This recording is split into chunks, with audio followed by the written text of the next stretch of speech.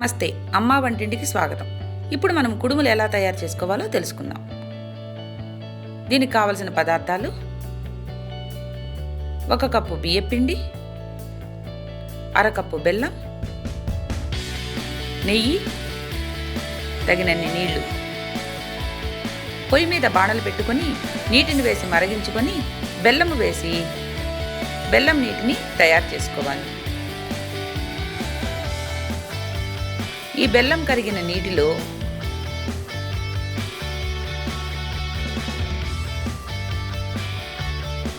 బియ్యం పిండిని వేసి ఉండలు కట్టకుండా కలిపి ఉంచుకోవాలి.